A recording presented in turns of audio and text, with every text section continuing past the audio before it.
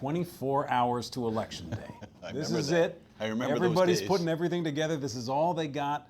Let's tell folks a little bit about what's going on behind the scenes. Well, you've been preparing from the moment you announced your candidacy for this moment, and you have no control over what is happening in the moment. So hopefully you've built the networks, you've raised the money, your strategic plan, your polling, all of these things have been synchronized to deliver the results that you're hoping for literally in hours to come. Although I would disagree with you a little bit. I think you actually have a lot of control. This may be a little bit different between Democrats and Republicans, but on the Democratic side, they're making phone calls, they're knocking on doors, they're doing what we call knock and drags, which is you try to get people to come to the polls and vote, because that's a really important part. You know, a great story on the Democratic side is when Bill Bradley ran against Al Gore in New Hampshire.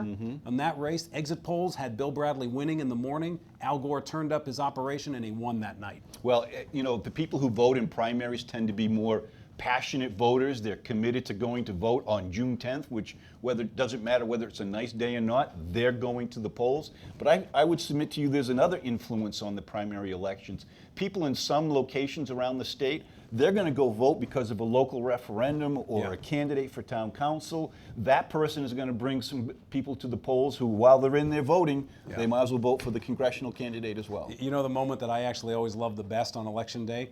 It's right at 8 o'clock to about 9 o'clock at night. 8 o'clock, all the polls have closed. There's nothing else you can do about it. All the returns are still being counted. You have no idea if you've won or lost, and you're just kind of in this silent space. I'm always out at a poll, so I'm usually driving back, and it's a real quiet, sort of passive time. My most favorite time in that process is when the opponent calls and says, congratulations. Fair enough.